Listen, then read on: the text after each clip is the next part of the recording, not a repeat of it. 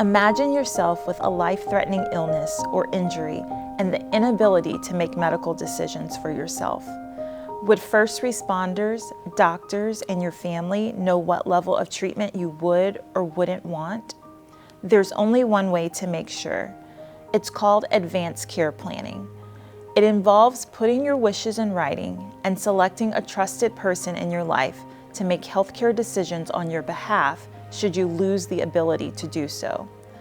The person you choose is often referred to as your healthcare power of attorney. The document you complete is called an Advance Directive or living will. Advanced care planning is important at any stage of life. Because it's a living document, it's easily updated to stay current with your wishes. The first step is to pick someone you would trust to speak for you if you needed urgent health care and you couldn't speak for yourself. That person is your backup decision maker, sometimes called a durable power of attorney for healthcare, or POA. The best person for this job lives close by or is at least easily reached in a crisis. They know the healthcare system and healthcare matters well enough to take part in discussions with doctors, nurses, and others involved in your care. They're able to make decisions during stressful times and agree to make healthcare choices that are in line with your wishes, even if they don't agree with your choices. The next step is to ask that person to be your healthcare power of attorney.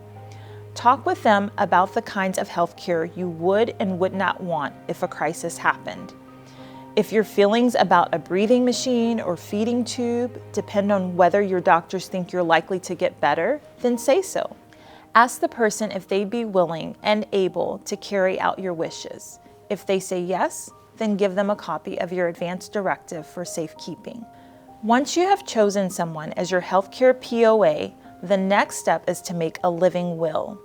That is a document that makes clear what type of healthcare you would want if you were too sick or hurt to speak for yourself.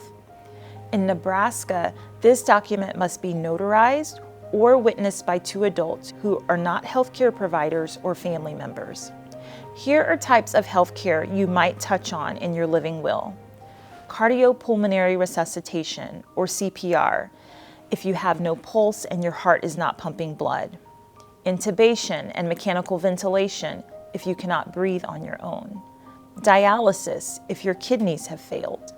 A feeding tube, sometimes called a PEG tube, if you cannot safely swallow regular food and drink. Something else to think about is a DNR/DNI order, short for Do Not Resuscitate, Do Not Intubate.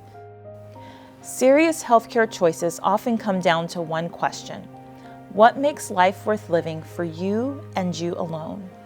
Is there a life event or milestone that you wouldn't want to miss, such as a family wedding or the birth of a newborn? Would an event like this sway your decision to have a major medical procedure? Are there aspects of your health that make day-to-day living a struggle? Have you decided that you would or wouldn't choose to have certain surgeries or procedures like chemotherapy, CPR, dialysis, a breathing machine, or a feeding tube? These are choices often put into a living will. Your living will may also be influenced by your own fears about changes in your quality of life. For example, do you fear not being able to know or talk with your family, or needing 24/7 nursing home care? If you were faced with this, would it change the health care you would want to get? An Advance Directive or living will gives you a chance to spell this out. Take time to think about all this. Write down any strong feelings you may have, and then talk with your healthcare provider about your living will. It's an important step at any age or stage of life for you, your loved ones, and your healthcare providers.